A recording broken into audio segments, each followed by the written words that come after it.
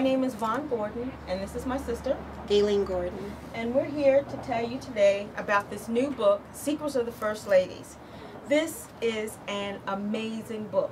You can find it at blackandnobel.com.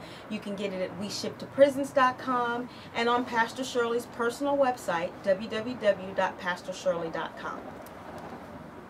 One of the things you'll find in the book is Vaughn wrote the foreword, and she's going through a journey even working in this book with my mother. She wrote the foreword talking about things that she had been through. I provide the poetry that introduces every single story. This book is very unique. Gayleen and I, there's several years between us.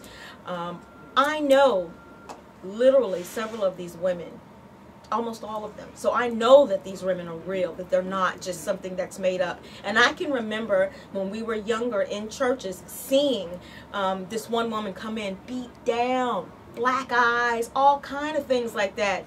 And the pastor would say to her, "Oh, you can't be saved unless you go back with him."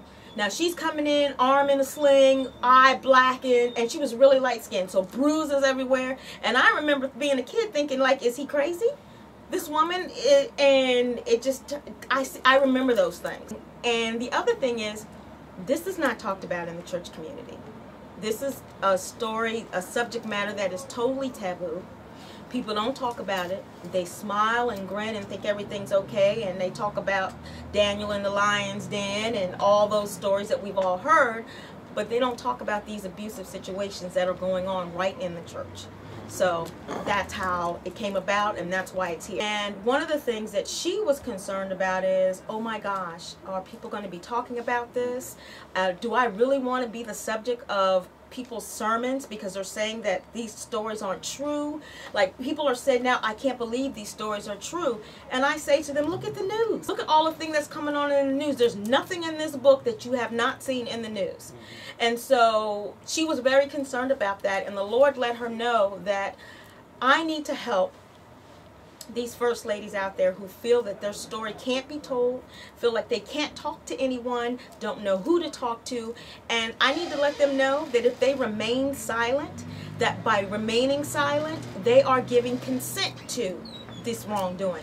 But these came from these stories and these women that my mom interviewed over, 10, 20 years. The other thing is that we realize that this book is a breeding ground for controversy. We've been asked, does this book portray men in a bad light? Is it a man-bashing book? That kind of thing. What we want to say is that this book is not about bashing any sex. It's not about shedding anyone in a particular light. It's about telling the truth. Some of these women, once you read these books, they're not innocent in this either. It's about telling the truth, getting that out there, letting people know. Now, some of the feedback we've received from men after reading this book, it has caused them to soul search and ask themselves, am I treating my personal first lady, my wife, the woman that I agreed before God and man to honor for the rest of her days and my days, am I treating her correctly? So, of course, the question is going to come up, is this just a man-bashing book? Is it a book just full of controversy? Where are you going with this? We're going towards telling the truth. We're going towards giving women a voice that they did not have before.